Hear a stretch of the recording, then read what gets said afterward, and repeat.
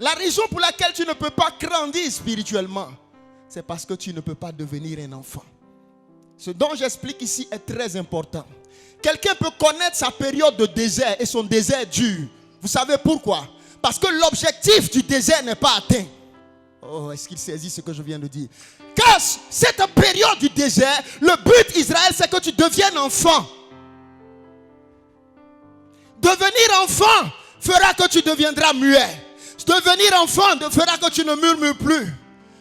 La maman te donne le gari, là et le lait, tu finis, tu manges, tu bois, et tu finis, tu ne murmures pas pour dire je n'ai même pas mangé, viens. Tu te lèves, tu t'en vas jouer. Comme si tu avais mangé le plus beau plat du monde. Je vous parle de devenir enfant. Devenir enfant, tu es sous la bâche. On te dit, bon, on se lève, on rentre au temple ici maintenant. Non, non, tu te lèves avec joie. On s'en va dans le temple. Devenir enfant, ton caractère change. C'est quelqu'un qu'on peut diriger. Est-ce que vous savez qu'il y a des gens dans cette vie, on ne peut pas les diriger. On ne peut même pas s'associer avec eux. Ils ne peuvent pas faire un travail d'équipe. Vous savez une chose, votre destinée est là. Parfois, Dieu est en train de t'emmener. Il dit, je vais t'emmener à une autre étape de ta vie grande. Mais mon fils, tu dois devenir comme un enfant.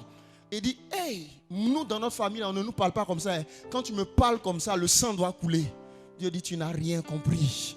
Tu dois redevenir un enfant. Je dois tuer tous ces mauvais caractères, ces déchets qui sont dans ta vie. Il n'y a rien dans ce monde dont vous devez vous vanter être fier. Dieu dit, je ne peux rien faire avec ce caractère-là. Il est sale. Et aujourd'hui, le problème qu'on a, les gens veulent se convertir, ils veulent venir à Jésus, mais ils ne veulent jamais changer. Tu restes le même grand que tu étais, mais tu refuses de devenir enfant. Donc, qu'est-ce qu'est le problème? Ce qui est déjà grand, peut-il grandir encore? Tu ne grandis jamais, mais tu penses que tu grandis. Vous savez que vous pouvez lire toute la Bible et ne jamais grandir spirituellement. Celui qui commence à grandir commence à s'abaisser. Celui qui commence à grandir, il lit la parole et dit, Père, change-moi. Réalité, voici. Il commence à avouer ce qu'il est. Ta croissance est encore possible si tu peux t'humilier comme un enfant. L'enfant est comment? L'enfant est vrai, il est clair. L'enfant est comment? L'enfant n'est pas sournois, dissimulant, cachotier, non. Tel qu'il est, il se présente. Il se présente tel qu'il est. Il n'a pas honte de son père. Vous comprenez? Il est nu devant son père. L'enfant tel qu'il est, et il est là et il rit. Pourquoi?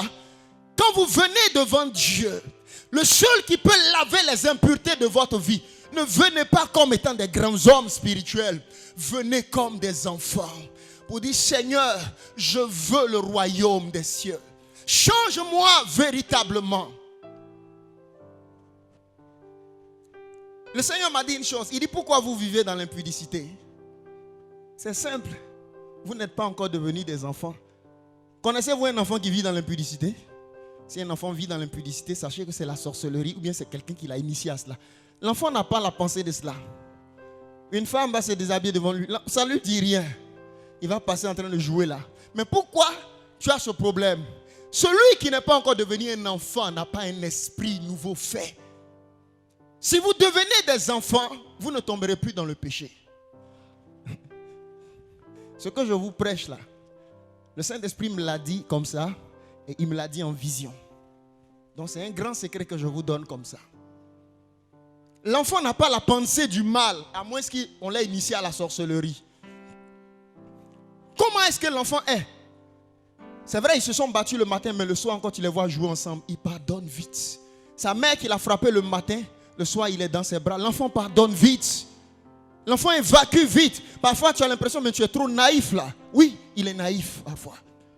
Parce que ce que toi, tu refuses de pardonner va te donner un cancer, une tumeur. Mais lui, il a évacué et il est en bonne santé.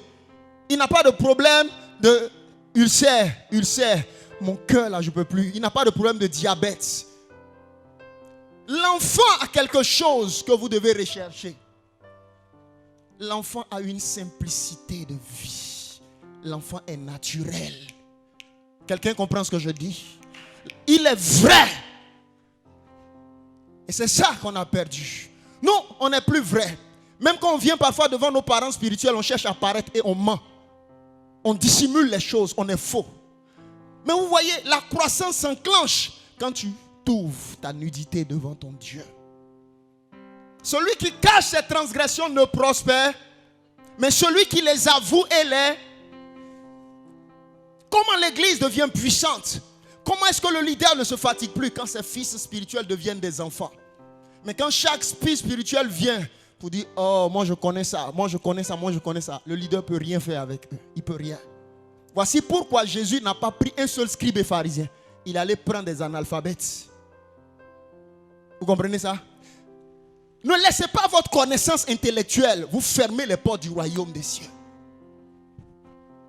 Je bénis Dieu pour les gens élevés en société qui viennent s'asseoir à l'église et écouter la parole de Dieu, prier pour le pardon de leurs péchés. Parce que c'est là un mystère que vous devez comprendre. Qui peut pardonner vos péchés sur la terre et dans le ciel? Ça n'existe pas. Il y a un seul qui a le pouvoir de pardonner les péchés. Aucune science ne peut pardonner les péchés. C'est ça que vous devez comprendre. Le mystère du sang et de l'âme, vous avez la réponse? Personne. Devenir comme des enfants vous fera hériter le royaume des cieux. Devenir comme des enfants vous fera réfléchir sagement. Vous dites, mais cette voie est inutile, elle n'est pas bonne. Vous voyez, il y a des choses qui ne doivent plus charger votre tête. Tu es là, tu es assis là en tant que jeune homme. Et 4 jeunes filles ont rempli ta tête et tu souffres. Tu comprends? Est-ce que tu as déjà vu ça dans la vie d'un enfant? Mais il s'en fout même de toi. Il est en train de jouer. Je parle de quelque chose. Quand ces choses ont pris ta tête, tu ne peux plus jouer à la gloire de Dieu. Parce qu'il y a un saint jeu dans la présence de Dieu. C'est la joie que j'ai d'être ici. Vous voyez, Jean avait cela. Il était dans la joie d'être dans la présence de Dieu. Vous savez, quand nous, je me souviens un temps, on s'est convertis. Si par exemple le pasteur est en train de prêcher, il arrête comme ça, j'ai dit, oh Seigneur, mais pourquoi? Quand vous perdez cette vie, cette force, ce désir-là, d'être continuellement en communion avec Dieu, Dieu est en train de dire, quelque part, tu n'es pas encore un enfant. L'enfant recherche toujours ce lien avec l'Éternel. Ce lien avec celui qui a le lait pour lui. Celui qui a ce qu'il doit lui donner. Si vous ne vous convertissez et ne devenez, on ne se convertit pas pour devenir comme on veut. On se convertit pour se soumettre. Quand on se convertit, Dieu commence à nous instruire à nouveau. On ne peut pas remplir ce qui est déjà rempli. Je répète cette phrase pour que tu comprennes. On ne peut pas remplir le vase qui est déjà rempli. On le vide. C'est l'étape d'enfant. On le vide. Certains disent, moi tu sais avec qui j'ai servi? Moi j'étais bishop tant. Moi j'étais tant. Dieu dit, tu sais, tu as été avec tous ces hommes là, mais tu n'es nulle part. Je dis, comment ça? Oui, moi j'ai servi dans des grands églises. Il dit, tu n'es nulle part. Deviens comme un enfant. Au moment où je suis en train de vous parler maintenant, est-ce que tu as touché ta destinée? Non. Ta destinée est là. Maintenant même, il faut une soif. L'enfant a la soif. L'enfant a le désir.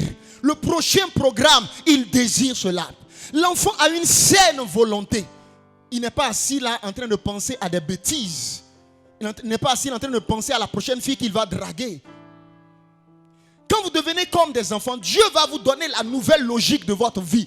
Parce que dans le monde, quand tu t'assieds avec tes amis, quand vous finissez de draguer une, tu es en train de penser à la prochaine que tu vas draguer. N'est-ce pas? C'était des bêtises et des bêtises dont vous parlez. Dans le monde, vous aviez un langage, une façon de vivre, une façon de faire.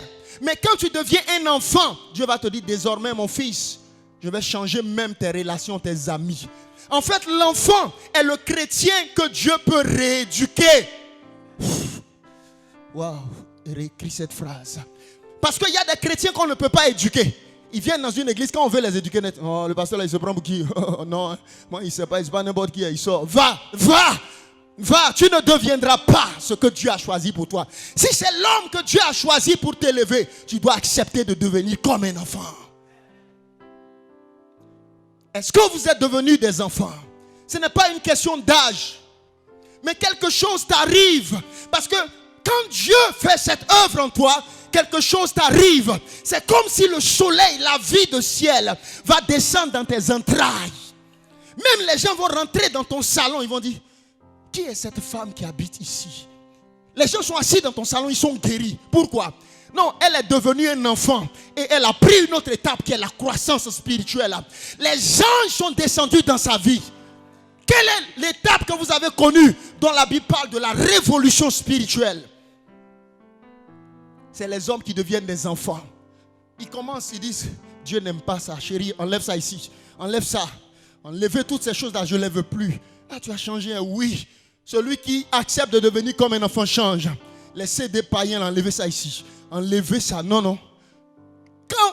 Si vous refusez de devenir des enfants, vous refusez le royaume. C'est de ça il est question. Je termine par là.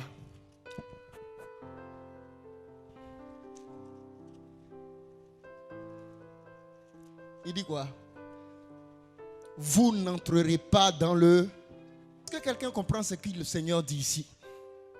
Peuple de Dieu, ils étaient déjà avec Jésus. S'il vous plaît, suivez-moi bien. Ils étaient déjà avec Jésus, mais Jésus leur dit, il est possible que parmi vous là, plusieurs n'entrent pas dans le royaume des cieux. Vous pouvez être avec moi, mais si je ne transforme pas votre vie, s'il n'y a pas de changement, vous n'entrerez pas dans le royaume des cieux.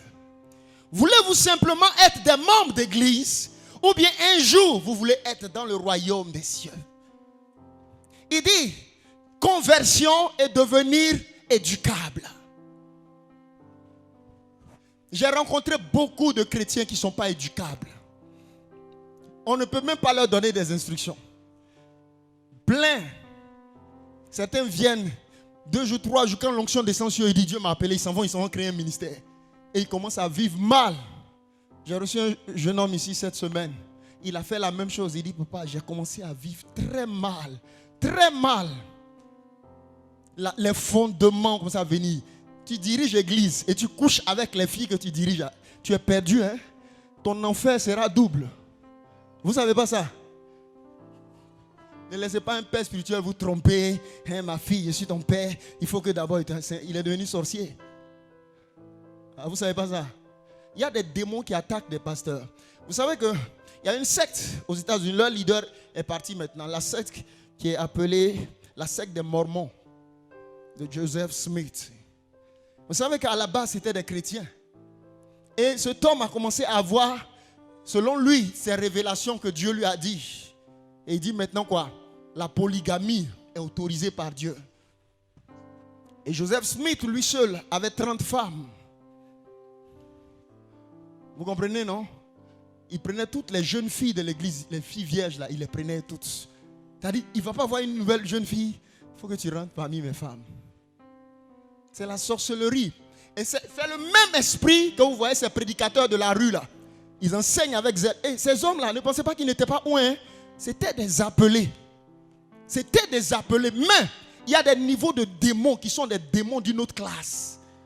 Et ils parlent ceci, ils enseignent même une forme de sagesse. C'est le Saint-Esprit qui te donne de les regarder et te dit, quitte là, Satan. C'est le même esprit. Aujourd'hui, vous entendez l'enseignement. La polygamie n'est pas un péché. Et il vous lit la Bible, il prend même l'Ancien Testament. N'est-ce pas? Oui, tu peux justifier tout avec la Bible. Même l'homosexualité, tu peux justifier avec la Bible. Ma fille, il ne faut pas être étonné. Tu comprends, non? Parfois, quelque chose est écrit 6. Mais toi-même, tu peux décider de lire ça 9. Il ne faut pas être étonné. Oui, en fait, c'est bien écrit. Mais lui-même, il va lire dans son sens qu'il veut et il va interpréter comme il veut. Il va dire, est-ce qu'Abraham n'a pas pris Ketura? N'est-ce pas? C'est des sorciers. Ils sont devenus sorciers, oui. Je ne suis pas Dieu, ils sont devenus sorciers. Regarde, j'explique. Ma fille, tu sais qu'il y a des démons refoulés qui reviennent. Quand il était dans le monde, là, il était pervers. Il n'a pas traité la perversité là. Maintenant, il est devenu à l'église et puis il est devenu pasteur. Il a autorité sur plusieurs filles. Qu'est-ce qui va se passer? La manifestation de l'esprit de perversité qui était en lui. Voici pourquoi, écoutez bien une chose. Je vous ai dit, la consécration, ça ne fait pas de vous un homme de Dieu. Avant qu'on vous consacre, vous êtes d'abord un homme de Dieu dans votre ventre, dans votre vie. C'est la souffrance qui fait de vous un homme de Dieu. Mon fils, tu comprends ça? Je vais répéter pour que vous compreniez bien. C'est la souffrance qui fait de vous un homme de Dieu.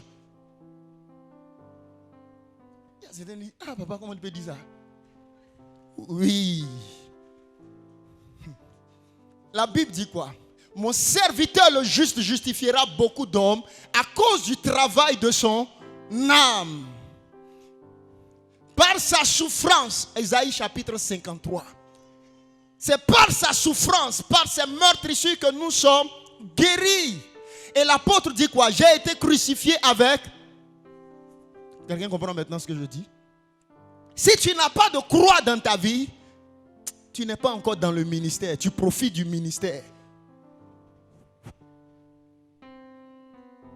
Dieu va élever ce ministère, il sera très grand. Mais il y a des choses que je veux que Dieu vous garde de cet esprit. Et je vous enseigne cela dès maintenant à la base.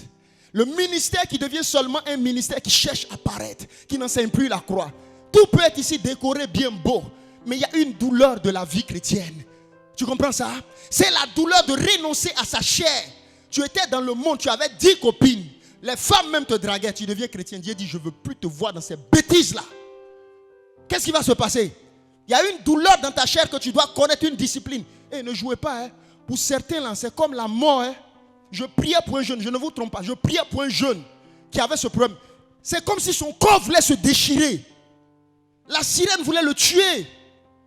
Des gens qui ont vécu dans le vice toute leur vie. Il y a une souffrance qu'il doit connaître pour dire tu ne vas plus toucher de femmes. Attends, tu ne peux pas être chrétien couchant avec toutes les femmes comme ça. Je vis, je couche. Non, tu es païen. Il dit si vous ne vous convertissez, la douleur de la conversion. Tes yeux ne doivent plus regarder une autre femme pour la convoiter. C'est très important. Car tu peux commettre l'adultère avec tes yeux. Tu peux regarder une femme passer. Les autres la regardent aussi. Mais toi tu ne regardes pas ce qu'ils sont en train de regarder là. Ton âme regarde son âme pour prier pour elle. Mais les autres ils regardent la chair. Et un jour même j'ai été surpris. Il y a certains jeunes chrétiens qui sont encore là-dedans. Oui. Parce que vous voyez, la souffrance est la crucifixion. Ton trône, la dimension de ton trône dans le ciel dépend du niveau du bois en toi. Ils n'ont pas compris. Si la croix n'a pas de proportion dans ta vie, alors tu n'as pas de siège pour décider des choses dans le conseil du ciel. Donc celui qui dit Jésus, je veux te connaître, il dit viens, tu vas accepter la conversion. Tu vas accepter de devenir comme un enfant. Tu vas accepter la souffrance, ma fille. Tu vas apprendre à te priver des hommes. Tu vas apprendre le renoncement. Floria, l'Esprit me met à cœur de déclarer. Enas, je te bénis, car Dieu va susciter de toi des chrétiens et des chrétiennes de qualité. Des hommes et des femmes qui vont expérimenter la vie du royaume. Saisissez ce message avec foi et que l'Éternel vous bénisse. Asseyez-vous. Tu n'es pas encore marié et dans ta chambre, tu prends une petite pour aller dans ta chambre, dans ton lit. Veux-tu ta destinée ou bien veux-tu les plaisirs de ta chair? Joseph n'aurait jamais été établi sur le trône s'il était resté dans la chambre de la femme de Potiphar. Tu es élevé parmi les autorités. Et qu'est-ce qui se passe? Femme même vient vers toi plein. Plein. Quand Dieu t'élève là, comme on le dit, tu ne cherches plus femme. Femme vient.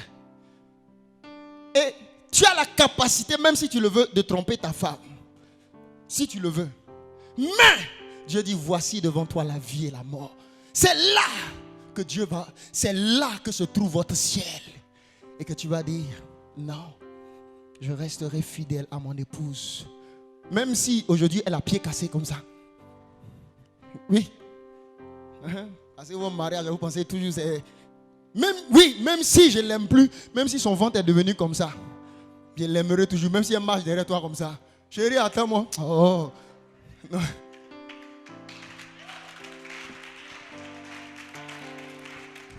Vos plaisanteries, quand elles ne me plaisent pas, je change là. Dieu va vous juger. Dieu va vous juger. Dieu va vous juger. Connaissez-vous la douleur de porter des enfants? Tu sais, pour porter un enfant, tu te déformes. Quand je regarde ma petite soeur et je regarde sa fille, j'ai dit oui. Quand ma petite soeur a pris la grossesse, là, elle a été déformée. Mais regarde l'enfant qui est sorti d'elle. Chaque fois que je vois ma nièce là, je suis content. Belle! Mais sa mère a connu une déformation pendant 9 mois. Il faut la souffrance pour engendrer la vie. Il faut la souffrance. Retenez ce principe-là. Voici pourquoi dans la vie, même parfois tu te lèves quand tu as tous les plats devant toi, mais tu sens que tu dois gêner. Il faut gêner. Ma fille, si on te donne poulet chaque jour à partir d'aujourd'hui, là, le 5e jour, tu vas dire, ah, je ne mange plus. Il y a des lois et des principes dans la vie. Il y a des équilibres du système.